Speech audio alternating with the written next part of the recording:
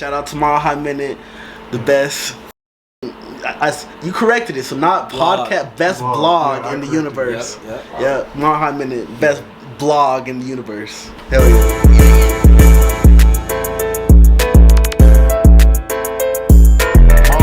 #1 blog in the universe, man. Hell yeah. We are live today in the ACO, man, with Kurtis Numb. Long overdue. What's the word, man? Talk to him. What's up, man? Shit. Yeah, definitely long overdue. Of course, I feel like I should have been, but who doesn't? But yeah, man. Grinding, trying to make my statement, prove my point. You know, I got some shit to say. You know. Hell yeah, I'm already knowing, man. All right, so let's get into it, man. So, are you originally from Aurora, born and raised? Born and raised in Aurora. Okay. Aurora, Colorado. I went to Arkansas Elementary School, Moratchek Middle School in Aurora Hills, and then Rangeview High School. So I've been around. I went to a charter school called Axel Academy as well, but I don't think people really know about that. When did you go to Rangeview? Not the whole time, from 9th grade to I graduated 2017, so 2013 to 17. Okay, that's cool. Yeah. But you did graduate? Yeah, I graduated. I dropped out of college though. Grew up in Aurora, went to Rangeview. Yep. But you said you dropped out of college. Dropped out of college. What school did you go to? I went to the Art Institute of Colorado. They basically teach you how to use one program fully, and then they'll show you another program and teach you how to do the exact same shit on the other program. So that shit kind of lost me. I mainly went for I wanted to learn how to engineer music and shit like that. Yeah. But you got to go to like Fort Sale or somewhere like that in California. So I ain't had the money for that shit. So what made you decide to go there, and then what made you end up deciding to drop out? I actually used to play football in high school up until like my junior year, and I dislocated my shoulder 7 times, and had to have 2 major surgeries on my right shoulder. And the doctor told me because of that, I've also broken both my collarbones and had 3 major concussions. So the doctor told me all from football. All from football. The doctor was like, "You're not allowed to play sports anymore." He was like, "If you want, you could play chess." And that. So I really got serious about music. Once I was like my senior year, I was like really pushing my shit, like not to the knowledge of the world, but like to myself. Yeah. And I was like, if I go to college and learn how to do this shit, I could do it myself. But it wasn't teaching me anything that I didn't learn from YouTube already. Yeah. What position you playing football? Starting defensive end, 2nd string running back. So I was pretty good. How was it? I was. What is it called? I was compared to Deion Sanders when running the ball. Oh shit! And I was the shit in my opinion. I was going crazy. Animal. Was you playing varsity or at Rangeview for JV? So what's up? So freshman year is when I, was going crazy. Was moving up in rank and shit. That summer, I was like doing the camps and for JV and shit, and then I injured myself because that was the first dislocation, and I had to be in a sling, so I had to miss out for the season. And then getting ready, the next season's coming. I was actually at Gateway's training. I was thinking about transferring schools, so over the summer I was at the Gateway training football camp, and I was gonna be doing like the JV varsity for them. And dislocated my shoulder, and actually I dislocated playing basketball at a rec center. And then that's when the doctor started looking at it, and then just over within that week, I probably dislocated it 2 more times, and I had to have surgery to get it to stop dislocating. And then it was like my junior year in high school. I'm getting ready for that season, and I'm playing football at lunchtime like a dumbass, and jump up to catch the ball. My shit dislocated. Went to the hospital. They're like, "Yeah, so you're gonna have to have another surgery, and you're not allowed to play sports ever again." It was like shit. That hurt. How'd that feel when you were told you couldn't play anymore? Oh, that shit broke me. I went into like a depression, cause like I started playing like little league football, so it's like I spent years doing the shit. That was my whole life. In high school, I was on the NCAA schedule for my classes, the classes I need to take to be able to stay on the NCAA schedule.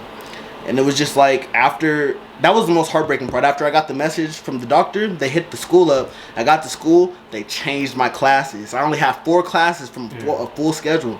And I was like, shit, well, these classes. Like, I didn't even really go to school. I was ditching school to record music. Yeah. So it was like, that shit broke me. I'm not gonna lie. What made you consider going to Gateway? Because you had a better opportunity to play varsity over there? Just because I went to A Hills and all the people I was fucking with was at Gateway, and Ranger was cool and all, but they kind of snobby. I'm not gonna lie to you. they was like some other shit. Different. Yeah. What school or what teams you play for growing up? Like Little League? It's the Cardinal Reds. That played for that team the whole time. Cardinal Red. Oh, okay. Yeah. Coach like, Lindsay. What leagues were it? Because I know like different cities they got different leagues, and then you got like Park Hill Pirates. I'm not even gonna lie to you. I don't even remember. It was out here though. In Aurora. Yeah, it was in Aurora. Okay. I have no clue what the league was. Broncos fan. That was. I'm not gonna lie. I stopped watching football after the whole. You can't play anymore. But yeah, I've always been I'm a Colorado fan in general. Oh, yeah. So like you basically say like getting those injuries and being told you can't really play sports anymore, it kind of inspired you to go down the music path. I feel like it's one thing that added on to it, you know. When I was 12, I wanted to be a rapper, but I didn't know how to rap. So I tried, and I ended up coming up with a poem. So like I wrote maybe like a 8-bar poem, and it meant a lot to me. And then like over time, I just kept writing poetry. My freshman year in high school, sophomore year, I got put into a class with a teacher named I can't remember. If I remember it, I'll say it. But basically, she would give us poetry assignments every Friday. And I always get an A+ on every assignment, to the point where she had me stay after class and was like, there's a poetry slam going on downtown, and I want you to ask your parents if you could go. And she invited me and a few other students that was good at it and took us to this poetry slam, and there was like people rapping but a cappella there. Yeah. And that's what kind of like real poetry. Right, real poetry. That shit kind of popped to me, and I was like, okay, I might be able to do the little transition to music, but I wasn't taking it serious. It was like doing a crossword puzzle. Yeah. Who'd you listen to growing up? Oh, shit. Fun fact, I wasn't really big into rap until I started rapping. But before, it was really like fucking One Republic, fucking Blink 182. So you like the rock, what about screamo type? Depending on the song. Yeah. I didn't really get too hard into screamo. I liked weird rappers, like rappers that just really didn't give a fuck, like Eminem and Tyler the Creator. But I wasn't really into like the whole image of it at first. I didn't really understand it, I guess. But I started off listening to a lot of like pop shit.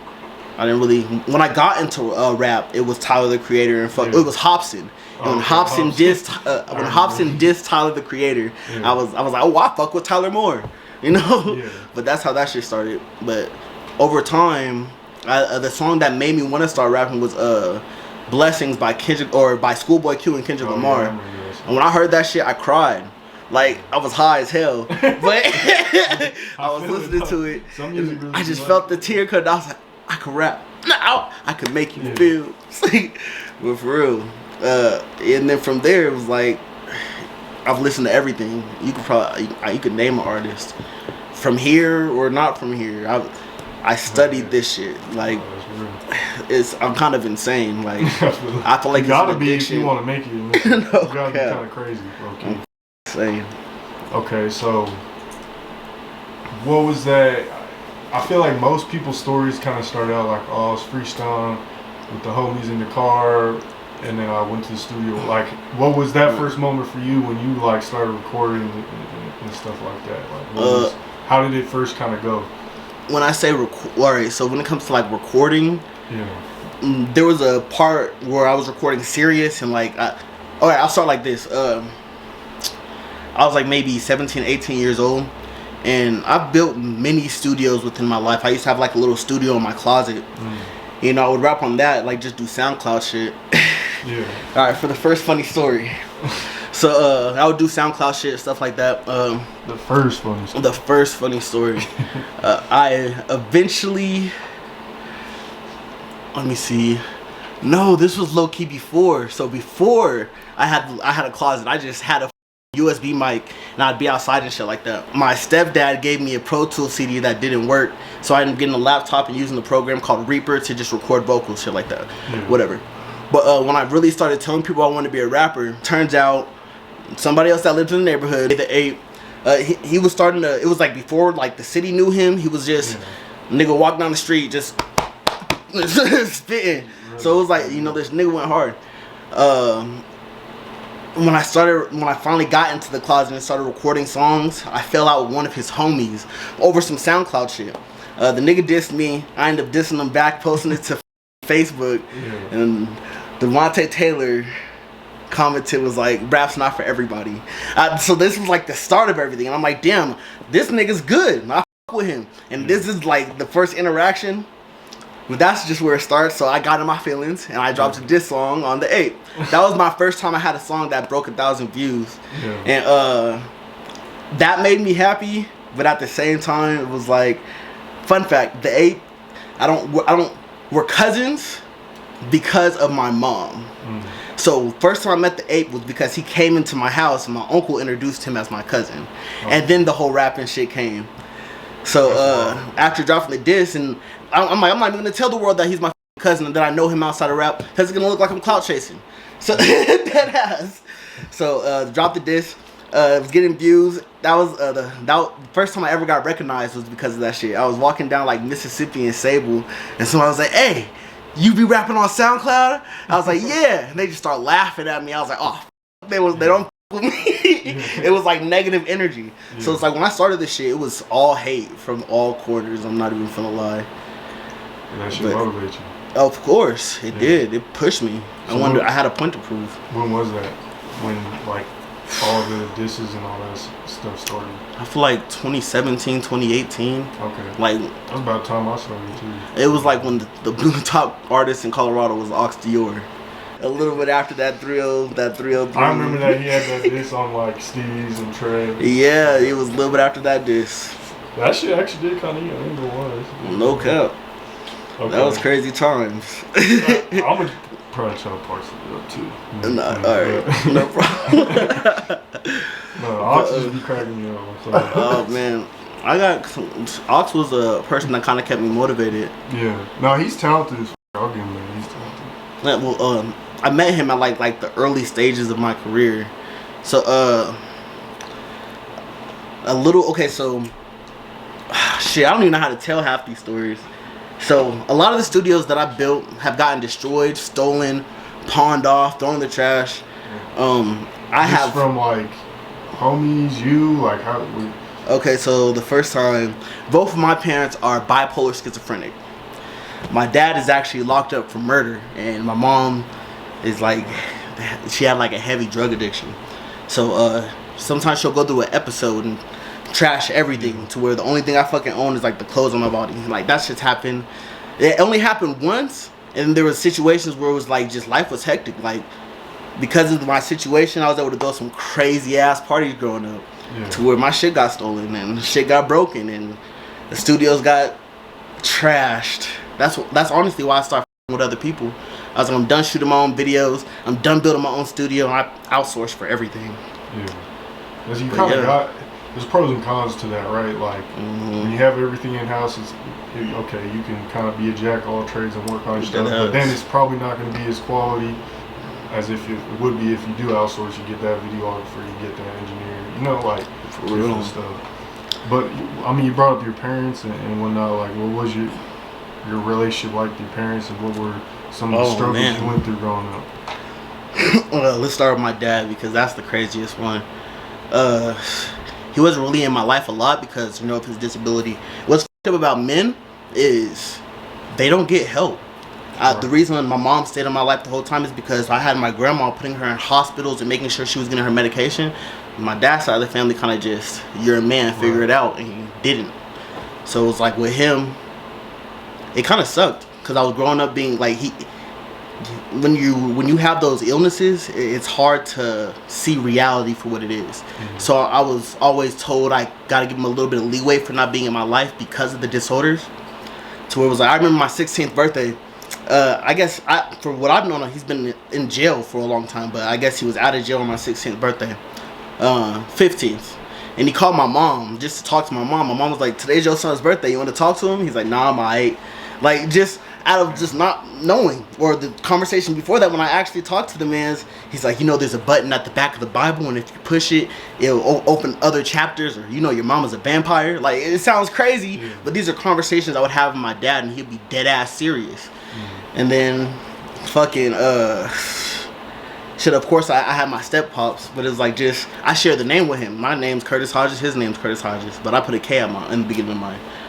Like, man, it went from that to like not hearing from him whatsoever for like 2 years until I was 17. And I googled my own name and seen that he was in prison for murder, and it was just like kind of mind-blowing. I was like, damn, I looked myself up. I wanted to see what popped up when I googled my name, and it's my dad's prison photo. I'm reading the report, and it's just scary. It's like it reads like a horror film.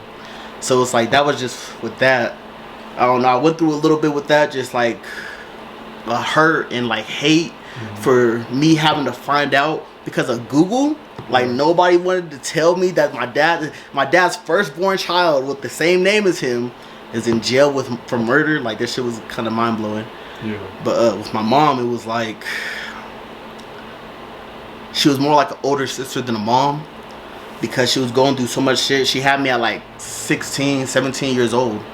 Fun fact, she went to Rangeview High School too, and she used to take me to her classes with her. Yeah. So I was in Rangeview before I even went to Rangeview. That's crazy. But we grew up together, me and my mom. When she started to hit the phase of, her going through her problems, her addictions, life got crazy. At first, it was like normal, and then it became now we're struggling. And I became an expert thief.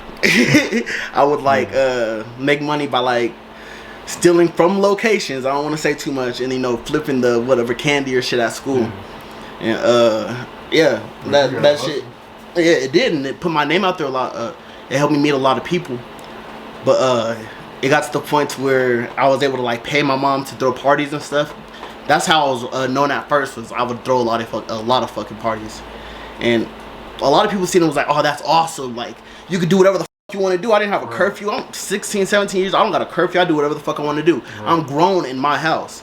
But, like, at the same time, I'm grown. I got to figure out how to eat by myself. If I want money, I got to figure out where that's coming from. I need to work. If I want some new clothes, I got to figure out how to get some new clothes. Yeah, I'm grown. This shit sucks. Like, I hustled for my first studio. It was just me calling people and asking them if they had equipment and what I got to do to get it because I ain't got a job. Like, it was like crazy shit.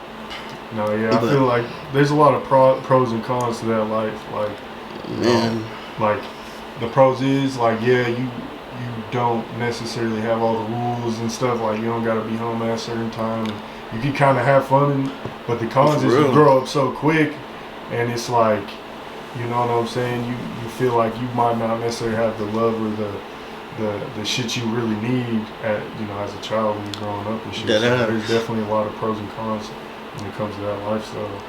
Man, oh man. But to add on to that, once I graduated high school, that was actually part of the reason I dropped out of college. Something happened with my mom's situation to where she had to live with me. But because of her lifestyle, it was like they were destroying the apartment complex. I was going to college full-time and working part-time. No. Switch that. Going to college part-time and working full-time, to pay the bills and shit like that. Of course, she was, putting in too. But we ended up getting evicted because of the complaints of the neighbors and shit like that. My grandma paid. After we got the eviction notice, I sat down and had a conversation with my mom. I was like, Mom, like, I'm trying to, accomplish my dreams, work and all that. And, like, this is hard for me. And I was like, I'm not happy. And she was like, but what if I am happy? And like hearing that from your mom, like her, as long as she's happy, then everything's okay. It kind of like, that's what created Kurtis Numb to an extent. I remember just like mentally breaking down, like just not knowing how the to feel about that. I'm dropping out of college. I'm quitting my job. I started selling weed for the apartment that I had. I ended up renting. I rented out the corner of my bedroom. Some guy was paying $200 a week to sleep in the corner of my bedroom. Another guy was paying $300 to sleep on the couch every 2 weeks. So that's how I started making money until they came and officially kicked us out. So I'm stacking bread, and I don't want to get too deep into another situation. I'm stacking bread with somebody I no longer with, and shit was going crazy. We were like, finally, he was hooked up to a different kind of group of people who did shows and shit. I started doing my first shows and art galleries and your mom's house and all this other kind of cool venues that I would have never been able to do by myself. And then finally we got evicted. My grandma got us another apartment in the same complex that we had 1 month. So within 1 month we're back to grinding. Bro started selling some other shit, and some dumb shit happened. He ended up doing some dumb shit to himself. Maybe I'll talk about that in another interview. I don't know, because that's a whole nother story. But ended up becoming homeless. Got evicted and was on the streets. But me having the addiction I have to music, I would donate plasma to get studio time. Right, and it would hurt almost, but I really wanted the shit. Like, I believe music is what's gonna. I've been through a lot of bullshit in my life, and this is how I'm gonna get my money back. But I was going to plasma centers and stuff, and I no longer had my own studio, so I'm hitting up whoever I can to get a studio. And the first person was Aurora. That's why I was like, he tried to motivate me, or he was just trying to get paid. I don't know. But long story short, I went to the studio with him, and I have a song called "The Meaning of Life," and I recorded the first part of it. And I recorded the first part of the song. I with it, but I couldn't finish it, and I didn't have the money for another hour at that time. So I had to wait a few days, ended up going to plasma. And the day I got the money, I'm like, damn, I'm hungry. Like, the only way I eat is if I steal food. All the money I get goes to this music shit. And I remember hitting up Oxyore and telling them, like, man, like, I'm not even gonna lie to you, I'm kind of homeless. I have the money I got for this session is the only money I got. And he gave me like 6 paragraphs of just how the hunger you get from this shit is how you get to where you're trying to get. And shit is real. I'm not trying to tear it, but man, some real shit, man. Like a long ass paragraph, and I spent the last little bit of my money to get that song done. And I think I had like $50 left, and I gave it to Ox to do the ad libs. But that just to show the hunger I have for this shit. Oh, that's real, bro. Man, like, whew. But but I was still down bad. It got to the point where my grandma kind of seen me in that kind of position, and she she stepped in and helped me out, and got me back on my feet. But then I went from that to living with my mom. The whole time I'm still writing, but I couldn't really get to a studio, and that's when I can say I used to fuck with somebody named Day T, Dayon Trueblood. I went to school with him. Yeah, we worked for a while, and I was spending bread with him because obviously I want this shit. I got no problem spending money on this music shit because this is what I want. But it got to the point where I ended up meeting Fuego Flames, and we was working for a while, and then through Fuego I met Master Pharaoh. So over time I just hadn't with him in a minute.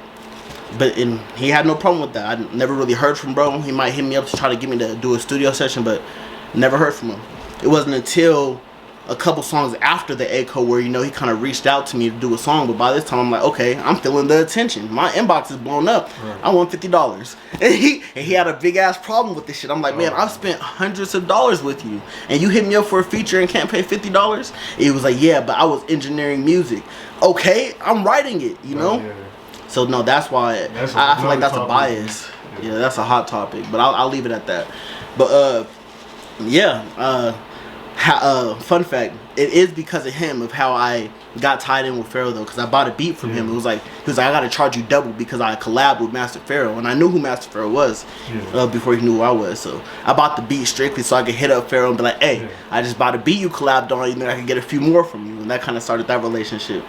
And then to carry on, I ended up moving out to Green Valley with my mom, and finally got a job. I'm working this shit. I was like, okay, I'm gonna save this amount of money out of every check, and this much goes to music. I need to drop something every 2 weeks when it comes to videos.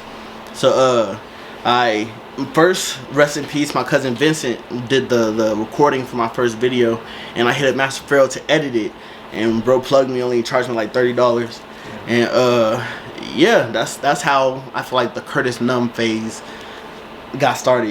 Just that speeding past a lot of details, but being homeless, I can relate to you on that. I'm not going to get into my story because this is your story, but like talk about that a little bit and like explain that time period as far as like, were you sleeping in the car? Were you like sleeping on the streets, sleeping on homies' couches? Like, and what made you continue to have motivation to keep going with the music shit during that process? Because it's probably a lot easier to go, hey, you know what? I'm finna just go work full time at a 9 to 5 which isn't a bad thing. You know, we've all had plenty of 9 to 5s, but like, what was kind of that time process like for you, and like, how were you able to keep doing music during that time and stuff like that?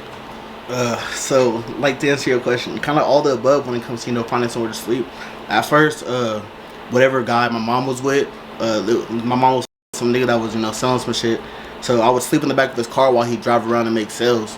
But then I wasn't always able to sleep in his car, so sometime I was messing around with this girl who knew this old black lady. It was her next door neighbor, and she would let me sleep on the couch, and she was like, "You're all good, you can make sandwiches," and so like that. She ended up giving me a gold chain that I thought was fake and rocked for a while, but I'm homeless, so I'm walking the gold chain, and I was like, I'm going to the pawn shop. It was real. Sold it. I should have kept it. It would have been but yeah, so I was like sleeping on her couch. The nights I couldn't find anywhere to sleep, I just just walk until the sun came up, and then I might be able to sleep on the homie's house. I don't want to, I'll call him Monster, the homie Monster's house. And yeah, that actually got me caught up in some dumb shit, because I'm walking, I'm literally, it's late at night, I'm seeing the stars come up, and I'm just over by the Aurora Mall at Centerpoint. And some niggas pulled up on me. This shit affects me till this day. Some niggas pulled up on me. They was like, "You need some money?" I was like, "Hell yeah, I need some money." They was doing phone scams.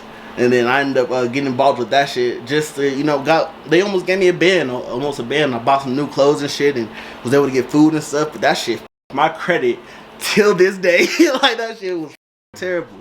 Scams, man. It looks nice in front, and then motherfucker gets you on that shit. Man. Oh man, dead ass. It was a crazy story where I was sitting at a bus stop, just sitting at a bus stop, and a nigga came and sat by me, and he was like, he had like a little meth pipe in his hand. He's like, "You ever smoke meth?"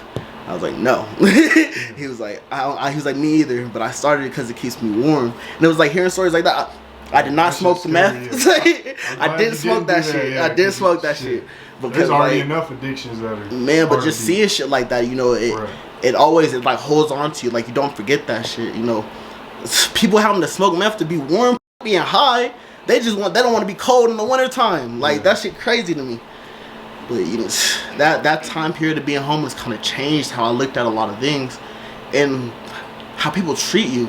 You know. Oh yeah, they don't believe you. Man, like, you feel bad for like asking for the most simplest of shit, and then man, and then the worst part is a lot of people gonna fall off. You know, if you doing good and you got friends, as soon as you become homeless and you can't do as much, you lose a lot of people. How long was that process like? So maybe, I would say a year and a half on and off, because I did live at my uncle's house for 1 month during that year and a half. But this answers that question. For the month that I was staying at my uncle's house, he was telling me for the first time, that was the first year I finally got a call from my dad. He was in a mental institution because of his disability and the crime. But having that conversation, I told my uncle about it. He was like, "Don't answer no more calls from your dad."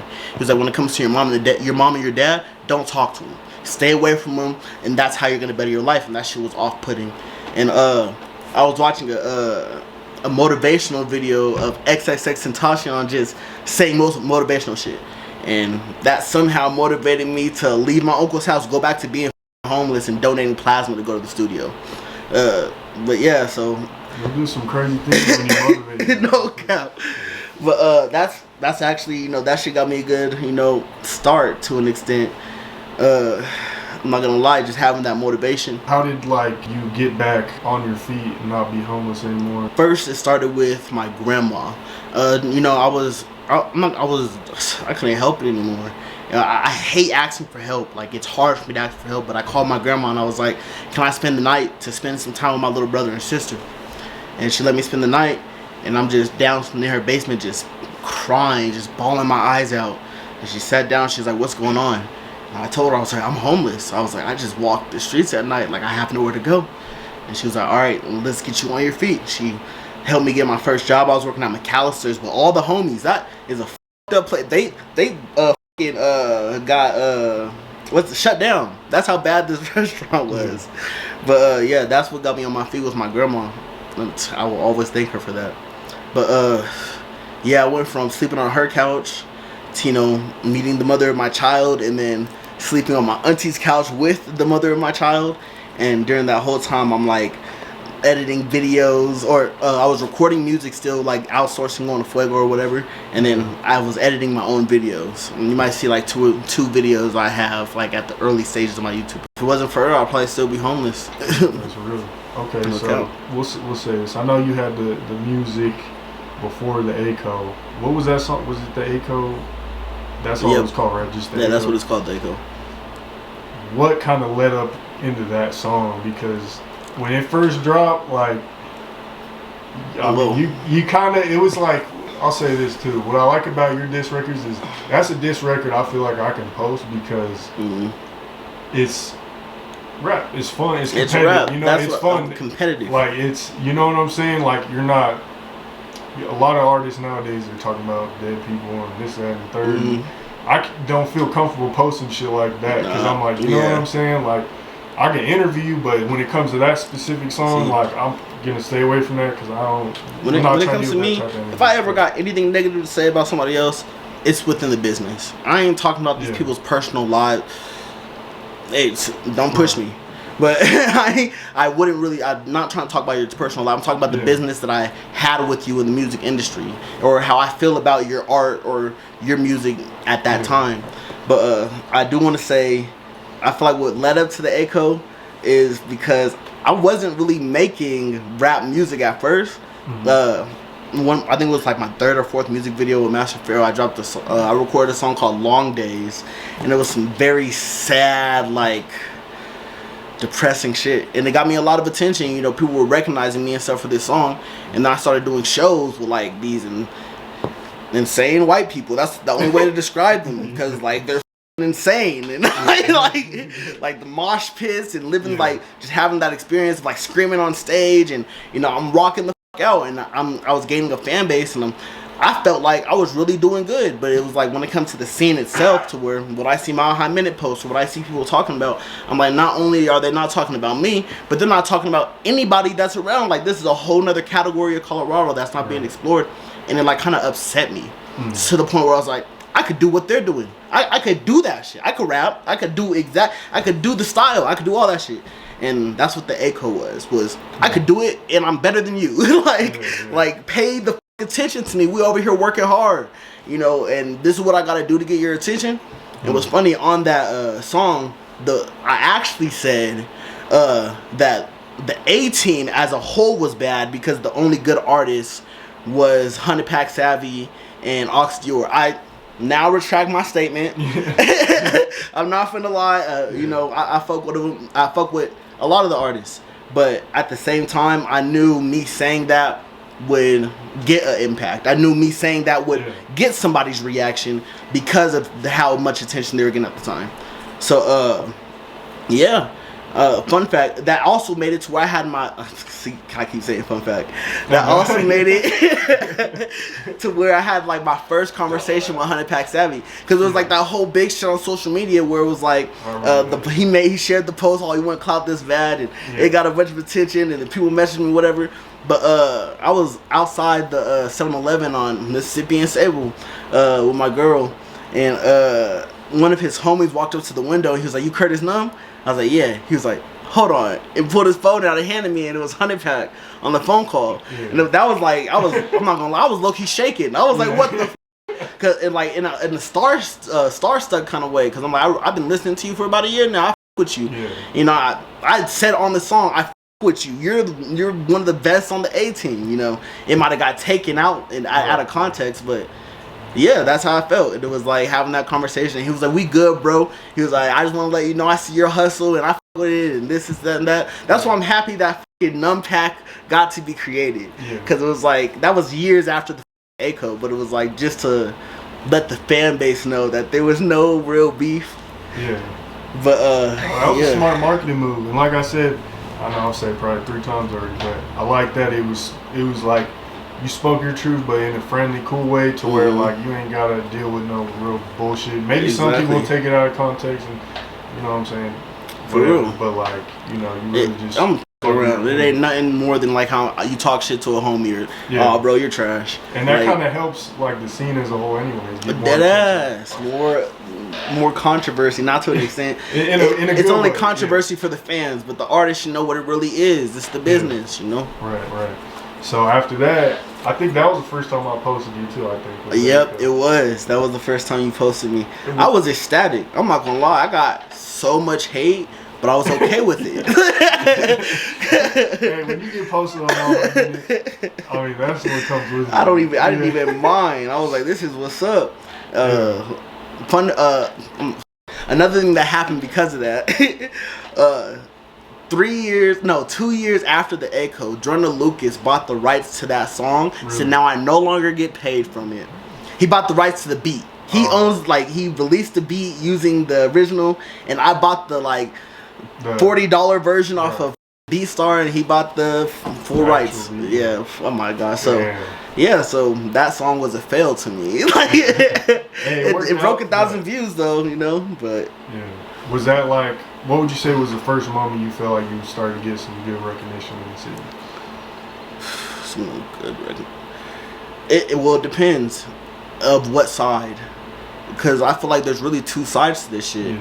There's, let me say, the cool kids, and then the underdogs or the outcasts. Like if I had to category, like put them in categories. But I've always been cool with the outcasts.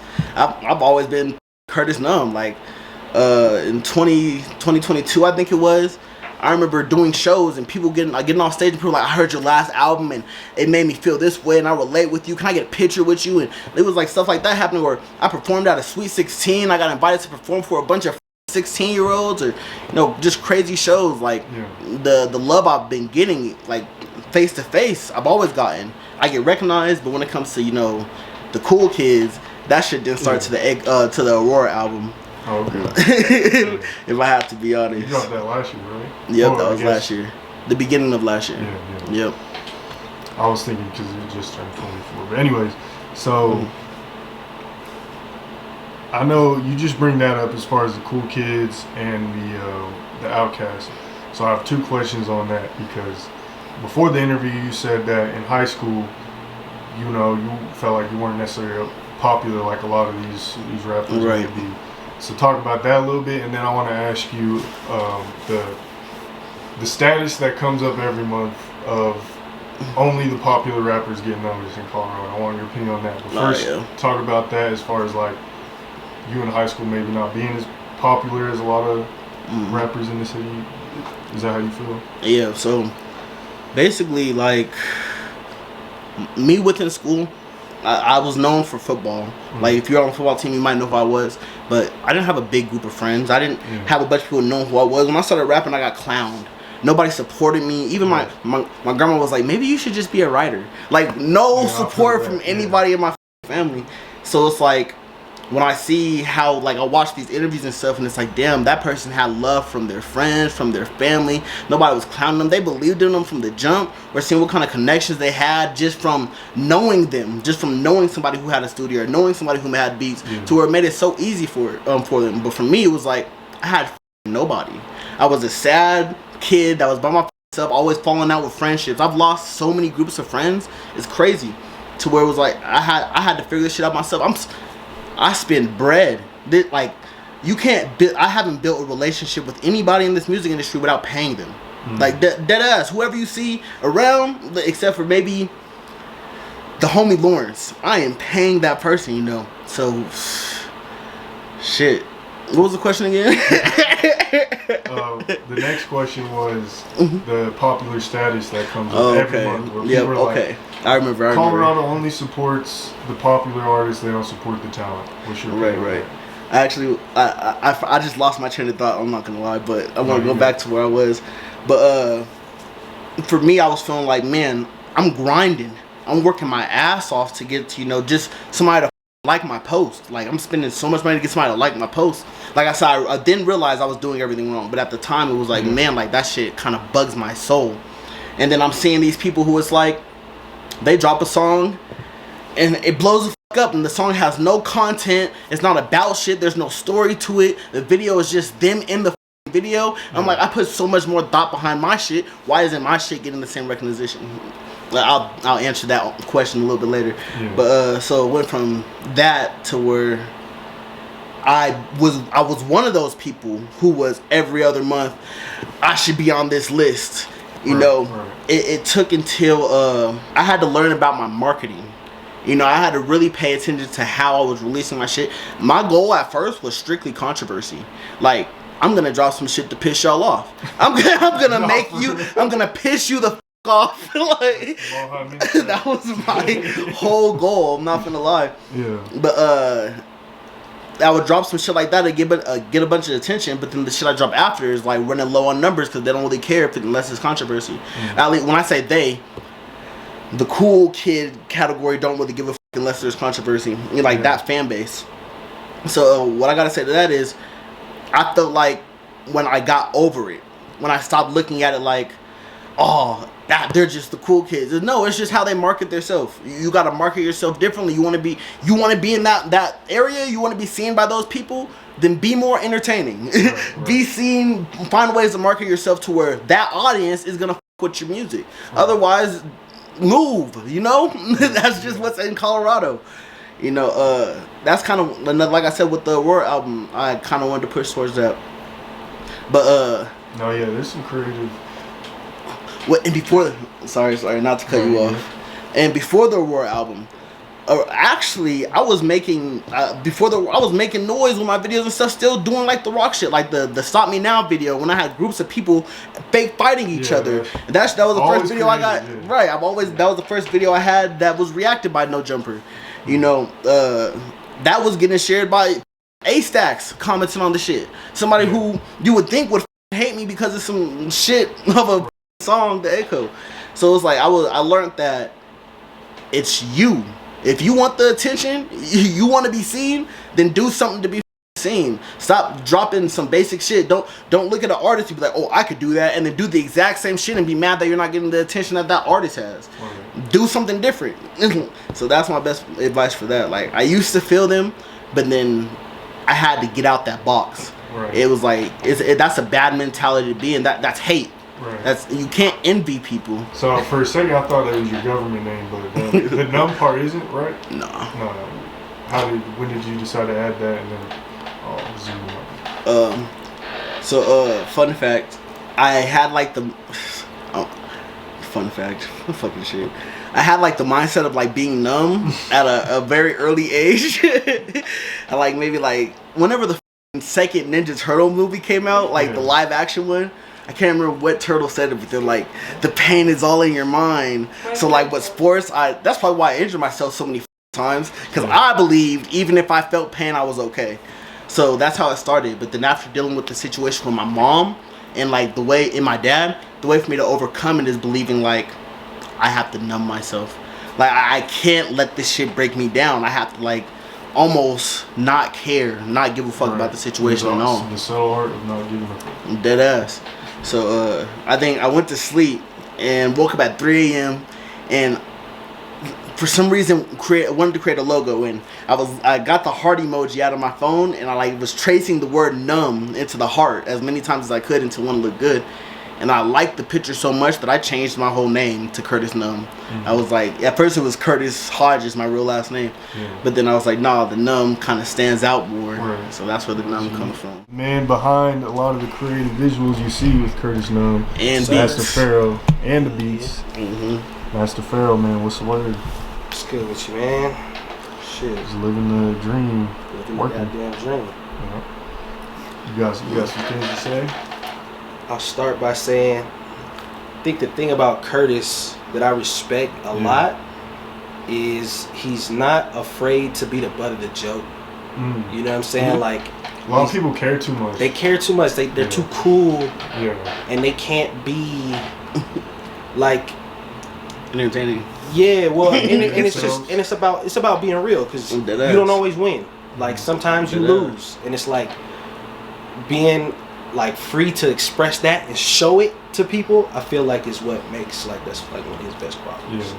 No, that's real. I like that you said that too, because there's a lot of times like I'll do an interview with someone or or I'll make a post and someone is, you know, not a huge fan of where they're at in the post, or, you know, like for example, I had an artist, I did the little feature one like 3-4 weeks ago.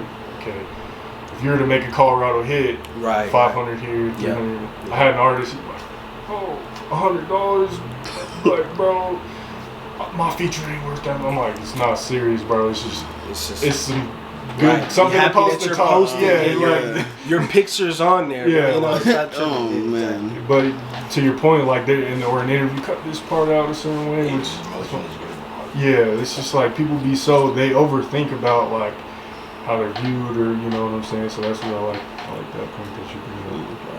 I appreciate that. Because you really do gotta not give a fuck. You don't. At the end of the day, I'm trying to entertain. I love music as an art form. You know, I'm not doing this shit to be popular. I have a lot of creative ideas, and I love making music. And I feel like I could just do so much more with it than what I see a lot of people do. And that's what motivates me to keep going through this shit. So, you know, we talked about the ACO, how that grabbed people's attention. We talked about the popularity versus, what's your opinion on that talk? The popularity versus talent. I know you see the status. Yes, I see it. I think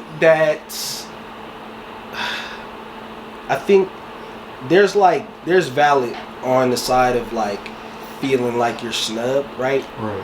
Because I think you used to have to not do so much just to get somebody to like listen to you. You know what I'm saying? Right. Because the thing is once you see something like, oh, so and so did this kind of, you know, they're running around the mall doing something stupid and they go viral, and then people actually pay attention to their shit. It's like, wait a minute, they actually have something they're talking about. It's like, did they really have to run around the mall and do some stupid shit in order for you to check them out? Like when they posted this 30 times last month, you didn't see that, but then you see when they smack somebody in the mall. Now you want to see their shit. So it's like, so sometimes it's like it's kind of valid, but it goes to show like if you really are creative, be creative. Like be creative in getting yourself in front of people, because that's like the whole point. You know what I'm saying? So you know, it's not just, oh, I make some music and put it out and I'm gonna blow up. It's like, no, you gotta pay attention to how people are getting seen. Do that shit. You know what I'm saying? And stay consistent too. That's a lot of people just aren't consistent, and that ruins their whole movement. You know what I'm saying? Like that, you'll never get seen just not dropping. So you know. One thing I want to give y'all credit on is I feel like y'all probably the most like creative duo in the city. You know what I'm saying? That. Like with every visual that comes out, there's a new storyline or just something that's going to be very eye-catchy. From the ACO to the football video we had, and then obviously the one that you just dropped with the Colorado rapper. Yeah, the Colorado rapper. That shit had me dead. Yeah, for real. And, I fuck with that shit. Oh yeah, I appreciate that. And I also want to say like before the Colorado rapper one, because I definitely want to talk about that one. But like when you brought Mile High Minute, you name dropped Mile High. Oh, I think it's the Doug Dimmadome one. I think wasn't that Colorado rapper? Yeah, that was Colorado rapper. Which one? No, there was one. Okay, maybe it was one before. I think I've mentioned you more than once though. I'm thinking of Miracle. Miracle. Yeah. Oh yeah, yeah. I remember. Well, I actually I don't mind that shit, you know what I'm saying? Because like it's an easy way for me to pay attention, you know what I'm saying? But the Numb pack too. How did you go from, I guess, dissing 100 Pack Savvy? It wasn't like a real diss, but like, you know, having fun with that to end up doing a song with him, and then that shit was hitting too, like for real. The Aaron Gordon edits and shit like that. Oh man, just fucking amazing. So I feel like the Aurora process was, I'm not gonna lie, it was kind of a headache. But was that all on the Colorado Rapper? I actually just released the album like a month and a half ago, and I think Colorado Rapper was on that project. But I'll talk about the Aurora one first. Actually, what was the process of Aurora? Oh Rand Steve's on there, Masta, Jacob Campbell. Ralphie, a bunch of people. Fuego, Savage. A lot of people. Man, yeah, it was a process. But to talk about that, I low-key got to talk about bits and pieces of the project before, because that year, like, kind of, it was eye-opening for me, and I was dealing with depression a lot, so a lot of the songs were like very sad and kind of down. I'm not gonna lie, but you know, at the end of the year, went through some shit, and it kind of brought me to like a realization of like me not wanting to be sad, you know, not wanting to hurt. So I was like, I'm gonna do the opposite. I need the happiest, brightest, most colorful album that I could possibly do, and I want to get as many of the best artists in Colorado to be on it. So like that was my original thought. And then so that process started with me hitting up all of these artists and asking them how much they would charge for a feature, of course. Yeah. And then, you know, coming up with a budget of how much I wanted to spend on features. I probably spent like 2 bands. Yeah. But some people like Ram Steez didn't even, you know, charge me. He just wanted percentage of the song. Yeah. Which is cool too.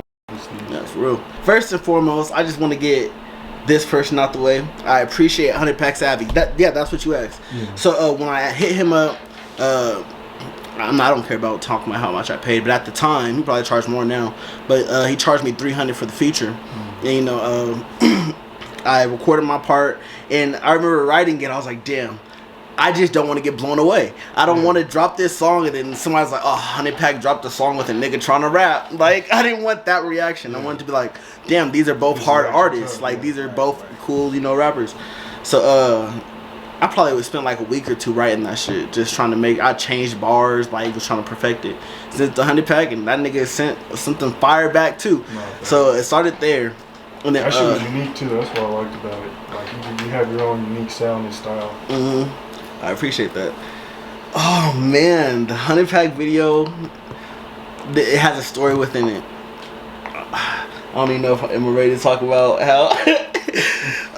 Okay, so when I got this album figured out, I'm hitting up all these artists trying to get, you know, feature prices and stuff. I'm getting the features, sending out the features, and it's taking forever to get these the feature back. And then when they send back the feature, they don't want to send the stems, so we can't fully mix the project because they don't want me to mess up their vocals. But we can't fucking finish the song or get it to sound perfect without your stems. So we were dealing with so much with that, so I make a post about it, you know, just talking about how, you know, arguing with artists over your stems. Like, nigga, we're in Colorado. Right. Just give me your fucking stems. Handle your business. Yeah, man, so I make a post about it. You lucky if you artists making money on features. For dead ass. Another reason why people don't really like spend money in the state, like risk. It's a really bad like business ecosystem, because it's like you pay somebody and they don't deliver, or you got to worry about them running off, or you know, or they take long or don't communicate or something like that. It's just like, that's why it's like, damn, so and so they put, you know, $500 into this and they got nothing back. It's like they don't want to do this shit no more. So you have somebody who would have spent money into the, kept you know, going with you, but they would have bought videos. They would have be paying people for cover arts, paying for people for beats, studio time. That's a customer in the that's how you build the fucking music that's community. How you build it. And it's like that was a customer that would have been part of this gone because one person decided to be a I'm about to and it's just like you're ruining more than that. Like, that's why I think, you know, I mean, at the end of the day, everybody's their own person. You do what you do, but like everybody's decision does kind of affect people. It's just like if you make shit look silly or bad, they're not gonna want to spend with anybody. There's people that's like, man, I did a video. Like, I'm glad you did my video because, you know, somebody scammed me and like I didn't do a video for 2 years. I quit this shit. I'm like, man, that's crazy. Like you would have been spending with people and doing and trying to grow yourself, but you didn't because one person fucked you over. It's like that's not cool though. And you go over your point too. Like I was buying a bunch of promo off different blogs and stuff out of state, and then after the milk shit happened, I was like, I don't even know if I want what blogs don't want to buy promo from. Right, man. It really does leave like a sour taste. Like it really only takes one time. Like, damn, it was only $50, but bro, like it's a net loss. Because at least if you post it, I'm getting something. But you just took it. It's like I don't want to. Nobody wants to lose completely. Right. Like, it's one thing if you buy some promo or something. It's like nobody fucks with your shit or something, or you don't get nothing off it. It's like, at least you tried it and it worked, you know. But if somebody just scam you, it's like, you don't never want to do that shit again, you know. So, and that's why even with the promo. I'll be trying I know not every post is gonna go viral and shit, but I try my best to like come up with a catchy caption or at least make it look clean. You know what I'm saying? Because like I know that'll keep motherfuckers coming back. If I just like a lot of these bloggers, bro, I notice that they'll be kind of lazy. Like they'll just post something basic, like just the video, no cool caption, no nothing that's gonna catch people's attention. Like even like for example, the little mage dude I posted the other day. Crazy ass caption, and he got a lot of hate. I ain't gonna lie, but like, shit, hella feedback. Talking. Got people talking. That's the whole. That's the whole. People don't see though.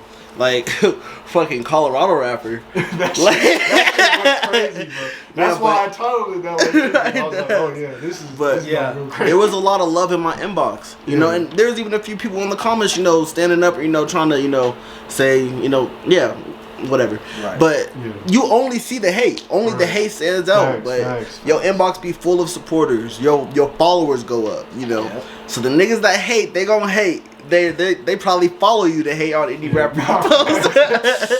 They just don't be reading between the lines, I feel like. That ass. They just see it and they're like, oh, what the fuck? But instead of reading, okay, what's really like the message and what's I actually got threatened after that one too. He was like, "You soft ass nigga, you're from the soft parts of Aurora." Oh yeah. Like, man, who are you? Right. Like, who are you? Never seen him in my life. Facts. I've dealt with that shit. There was actually, I don't want to say the reasons why, but there was actually a couple artists that was supposed to be on the album, the Aurora album, that just didn't make it. Because I decided to go with a different artist, because I'm working off a budget. So I actually chose Hey A1 over Fraudsky. Fraudsky was actually supposed to be on the album, and Troy Good was supposed to be on the album, but I ended up going with 100 Pack Savvy. I just thought that was interesting. Yeah, Troy Good's, he's definitely, he knows how to use his marketing, right? Oh yeah, we've had a few conversations. I feel like he was going really crazy last year.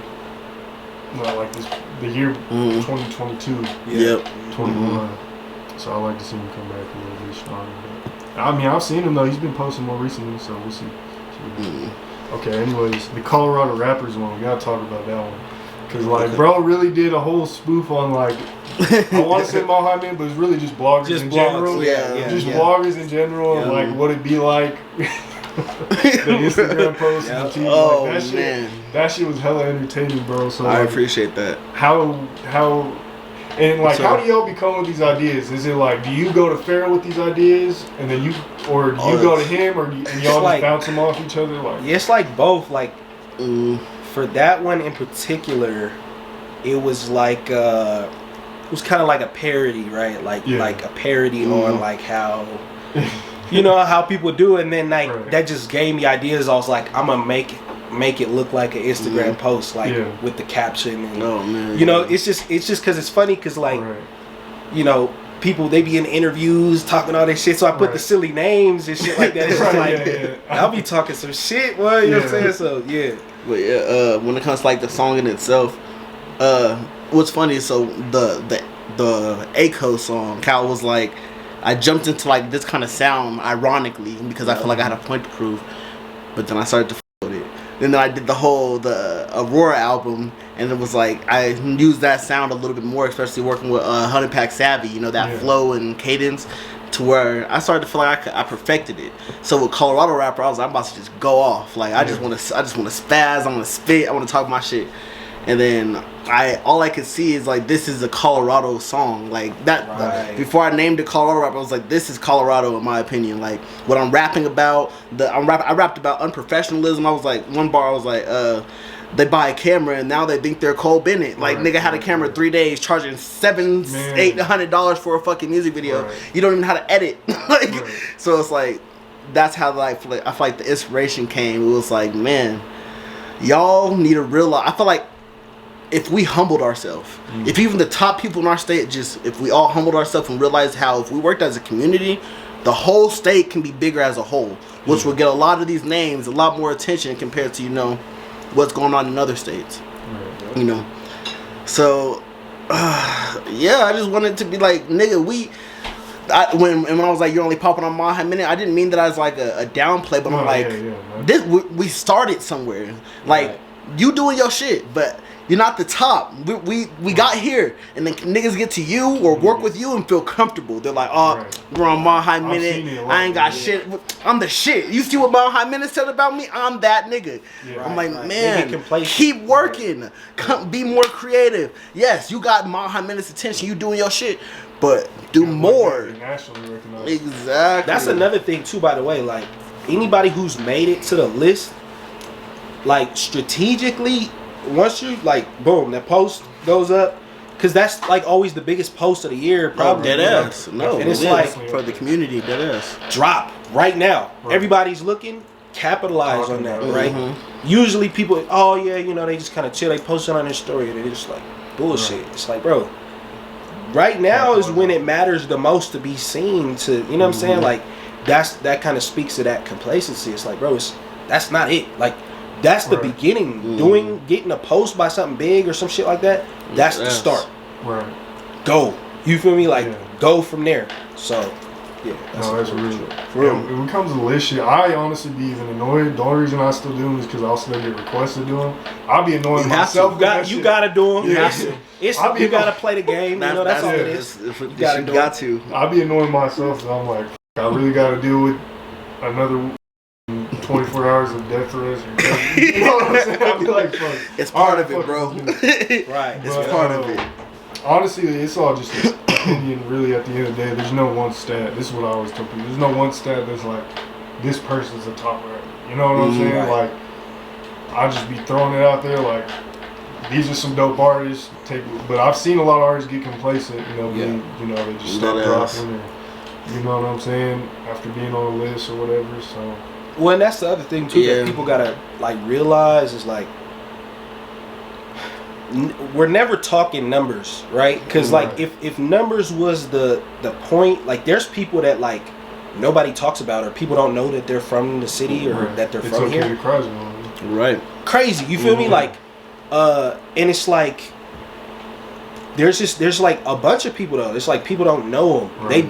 They don't talk. They're not in the sphere of the scene here, but they got numbers and they got followers that are big as fuck on TikTok. It's like that's really the place where, you know, I feel like we're in a weird like space here in Colorado where it's like we're almost in our own bubble. It's weird, because like shit goes on here and it's important. It's real important.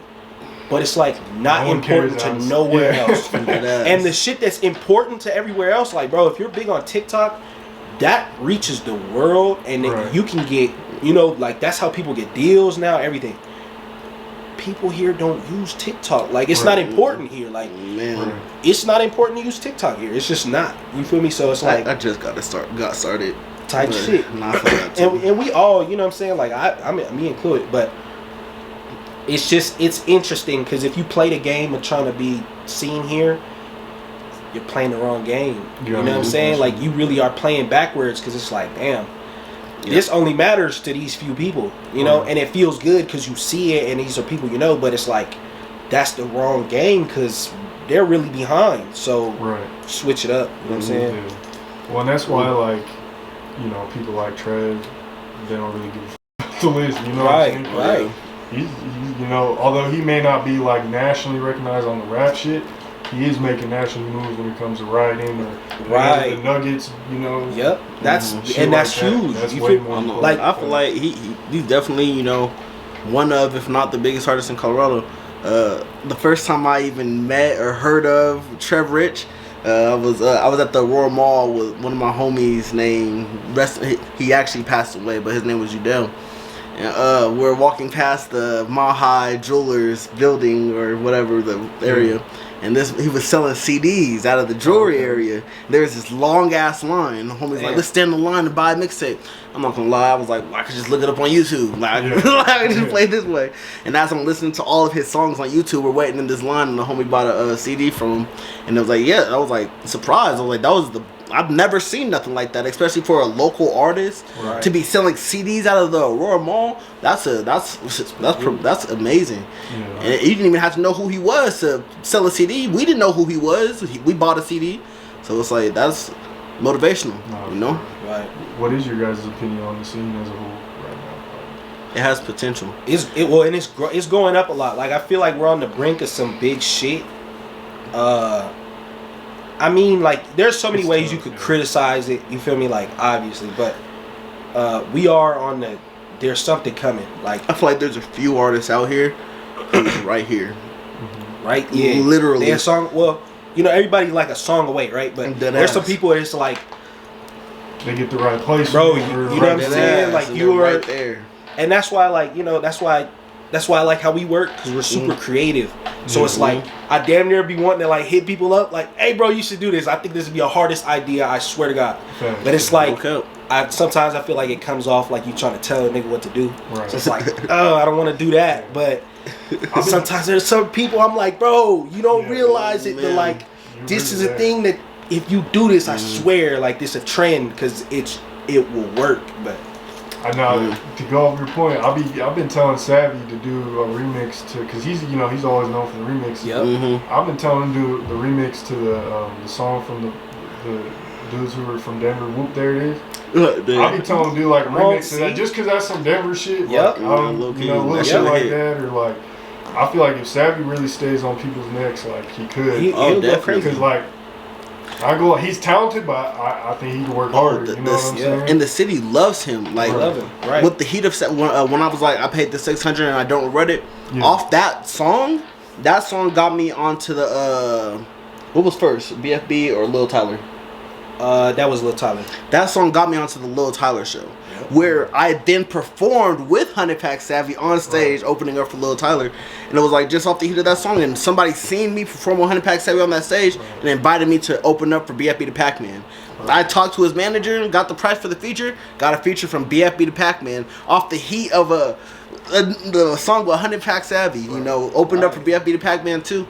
You know, and yeah, that shit was lit as hell. Investments really pay off if you do it right. Like I paid Reese some bands to do an interview with him, and I ain't gonna lie, like, I did a shitty ass interview. Like, I could have done a way better interview, but after what came from that is me linking with all these Chicago artists and different people out here, you know what I'm saying, investing in me and shit. So, like, shit, you gotta invest in yourself. I built connections off of that. You know, and not only that, Savvy, he's a cool ass person. You know, just meeting him and working with him in general was like, it was some lit shit. Well, and to harken back, like, that's why it's important. Imagine he didn't, like, he just ran off with the money. Right, imagine he ran off with the money. You see how that would have fucked up. Changes. I wouldn't have been at the fucking Lil Tyler show, no BFB the Pac-Man feature. It would have fucked up so much shit for me within last year. That is my gloating shit. Because of those two shows, I ended up having a conversation with Smoke Perp, and he shared me on his story. And I'm mind blown. It's verified account. Him sharing me on his story caused YB and Namir to message me first on Instagram, asking me if I also wanted promo, like, from him. But just having the crazy experience, like, damn, I just got a text message from YB and Namir, and I didn't hit him up first, strictly because of promotion. You know, paying somebody to post my shit. You know, you never know. Yeah, and I could go off on the promotion because, like, I mean, I see it all the time. I'll post an artist and they get 100 followers off the shit. Or, it does. It doesn't happen every time, but to go off your point earlier, okay, if it didn't do too well, okay, now I know, okay, maybe I should do this a little better. Right. Or these motherfuckers don't this on it. Okay, maybe I should quit rapping. You know what I'm saying? Like, I don't know. Like, it's just for people to get their opinion and do what they please with it. You know what I'm saying? Absolutely. Yeah, it is. And it's organic too. Like, there's so many bootleg promoters overseas and shit. Like, get me started on that shit, boy. That should be annoying. Oh man, but so the Aurora album, that was definitely a statement I had to make. I feel like it holds more credit than a lot of the music I've dropped. You know, that made me, you know, closer to the cool kid category. Like going to shows and like having people like, I don't even want to. I forgot his name, so now I'm not going to say his name. But you've interviewed him. That's the worst part. That's why I'm not going to say it. But people that I know in the scene coming up to me, just congratulating me on my videos and saying they listened to the whole album and really showing appreciation. So that Aurora album did that for me. But I do want to talk. It's the future. Yeah, sorry, yeah. I do want to talk about the album I just released too, because So after the Aurora album, I do want to say this: that fan base of the cool kids fan base is toxic. Like they're judgmental. They hate you. If you make rock music and you have they love you. You'll be on the stage. They love your every move. They'll scream. They'll dance with you. You drop a hit trap song. The niggas listening to it, more than half probably hate your soul.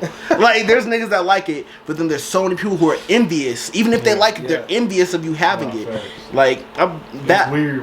Man, that project created so many problems with me socially, to where I was falling out with people that I was close with, because I thought we were grinding together. That I thought I'm trying to help. I thought we're all about to get rich and famous, but as soon as you feel like there's a down point or that we can't do something, I get treated like shit, or you're downing me, because it's like your career's in my hands. Explain what you mean, like as far as like the album itself. It caused people to. Yes, like look at me differently. Like you started getting more clout and like recognition. It was like people expected so much. Like they don't look at it like I just spent a couple weeks paying a bunch of people to be on my song. They're seeing this nigga's tied in with all of these top artists. Right. They must be friends. No, I'm paying, but they don't see it that way. Right. So when it comes to the people close to you, you would expect them to understand because you're telling them, but from their eyes, they're like, "Nah, we good, we set."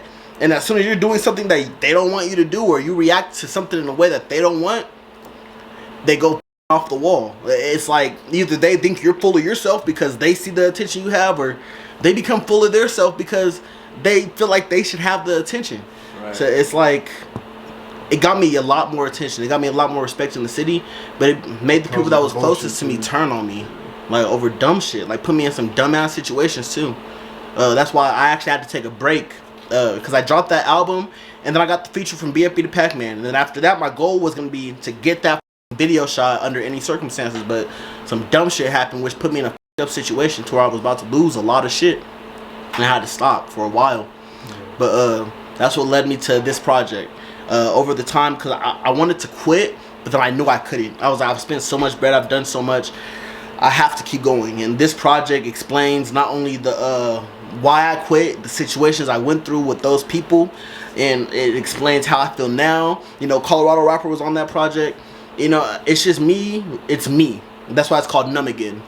But that project, over the rest of this year, or like up until summer, I'm gonna be dropping some crazy ass videos off this project. One of them is the feature from BFB to Pac-Man. We're actually shooting the video to that this Saturday, without BFB to Pac-Man, sadly, but it's still gonna be a banger. It's gonna be creative. Just a lot of half-naked females. You'll be entertained. You'll be entertained. Ain't nobody gonna miss it. Ain't nobody gonna miss it. Okay, yeah. But and I feel like just that alone, being able to drop a music video, because it's done a lot. Like a lot of artists drop songs with the people that they're featuring with, and they might not be in the song. Right. I see it all the time. Right. So I feel like as long as the video's entertaining, then his name will still hold weight. I think I've made the most money off of that feature when it comes to streams alone, and it was my first song to break over 2,000 plays. It might even be a little bit more on Spotify. Yeah. So I was like, I still got to shoot the video. I was like, it's one of my biggest songs. I have to shoot a video. But so yeah, this year it's probably gonna be one of the craziest, most creative years I've had, and thanks to Trev Rich, I really feel like when it comes to how I'm gonna market this shit and push it, I'm gonna get a bigger impact than just a few thousand views. I have a song called TCL that you guys should expect around summertime. I'm saying it now. It's gonna be one of my first songs to hit over 100,000 views. That's how much work me and Pharaoh have been putting into like just the thoughts and all this shit. Like it's more than just let's get up and record some. If he don't even drink or smoke, so it's strictly just the art and the mindset of let's make this shit happen. Right. Like even when the beats, like those are amazing. People don't even the credit that he does. This man was interviewed by Zaytoven on Genius for the beats that he's created. Yeah. Those beats are amazing. I feel like a lot of producers or engineers should also get a lot of credit out here, because those beats is what's making the hits, and those songs, is what's pushing the brand. Way better than the YouTube beats, man. Oh man, way better. Right? Yeah, absolutely. Yeah, no.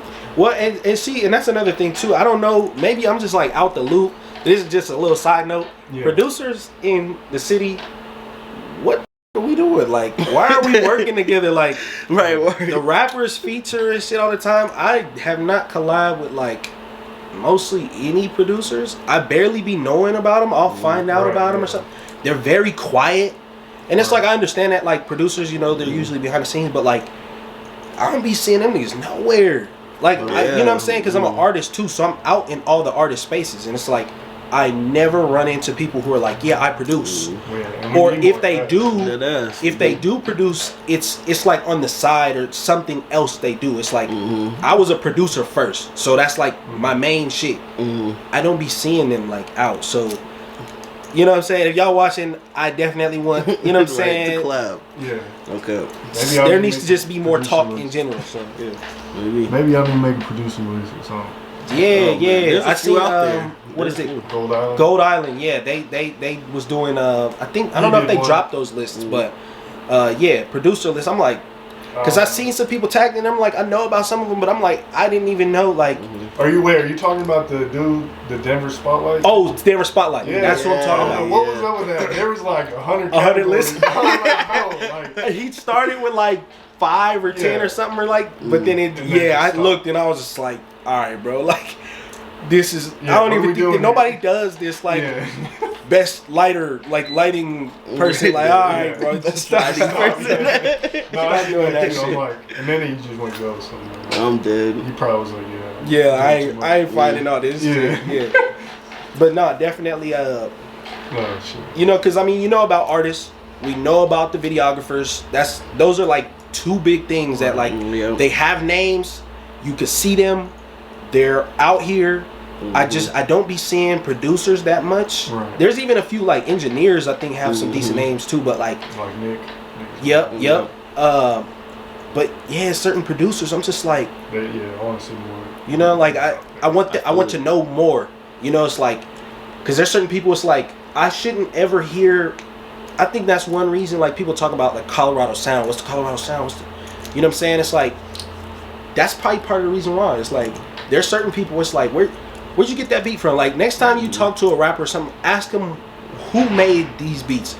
They either don't know them, they got them from YouTube, they bought them online, something. It's like, you should know them. They don't have to be from here, but I think the more people that are going to be in-house producing in the city, the better we're going to have a push for, like, our own shit. You know what I'm saying? So, it is. Yeah. No, I agree. I'm glad you said that, too, because they do be kind of quiet out here. And there's a lot of dope talent. I think they could kind of help mold that sound down here for real. Absolutely. Man, definitely. Well, shit, y'all got any final thoughts and things you want to speak on? Once again, go stream the Numb Again album. I do want to like just say a few people I appreciate. I do want to say that man Ross and Rhino.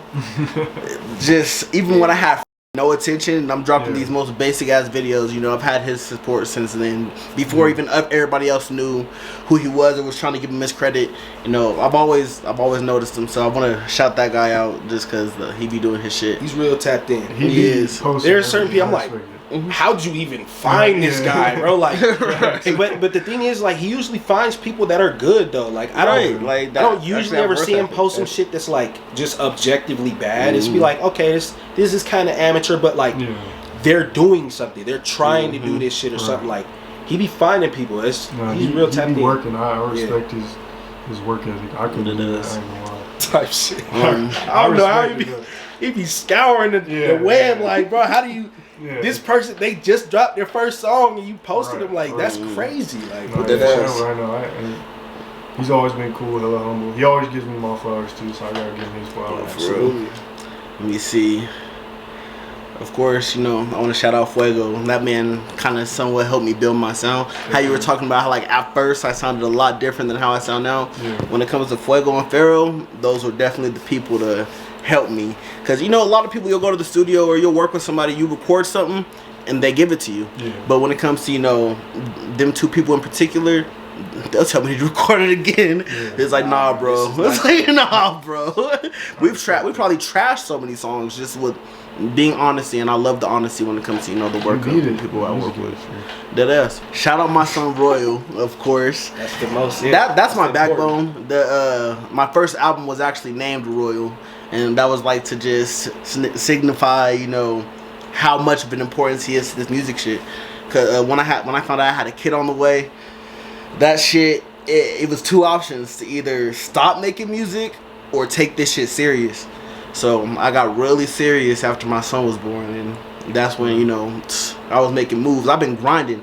I'm telling you how I spent 2 bands, this is set on rap. I still work a 9 to 5. I pay bills. This is my place, you know. Like, this shit ain't easy. This shit is low-key a struggle. You gotta make a lot of sacrifices to get it. But if you could smoke weed or drink every day, nigga, you could save some money and buy a studio session. Right. You know, at least it's like going into something that's exactly like positive. That could turn into mm-hmm. Shit. It could turn into something that change your whole life. So shit. None of this would be where it's at if it wasn't for my son. Before my son, I was homeless. Now I'm on my 3rd apartment. Haven't lived with my parents for over 3-4 years. Mm-hmm. Every year of this music shit, I get more attention. I've only went up. Dead ass. You're finding new ways to stand in people's faces. You got a good foundation. You got good features. Got good visuals out. Projects. You got a lot of shit going for you. So now it's just keep finding new ways to fuck the people up, man. And last but not least, I also want to shout you out and show you appreciation, because you know you were showing appreciation and commenting on the videos and liking stuff before I started paying for Mile High Minute promo. So I've always appreciated that too. I'm not gonna lie, before we met, you know, I don't know if you know how big your name is, but like seeing like I was like, oh shit, Mile High Minute just commented on my video. I'm up, nigga. Like I'm hype. It was like just, you know, that made me, shit like that kept me motivated. Like, okay, people are paying attention. I'm getting my voice out there. Yeah. So I appreciate that from you as well. That's love. I appreciate it. I try to stay humble because you never know. You know what I'm saying? What could happen? You know, I feel you. You need to be. There's a balance. You need to be confident in yourself, but you also gotta stay humble. Mm-hmm. That's how I feel. Oh man. And it's 2:22 right now, so shout out all the V's, shout out all the shredders. You feel me? Shred. So during the time when we first started to make music, and I was making like the sad boy shit, I created Long Days or whatever. I have a person that I at the time considered my sister. Do you know her?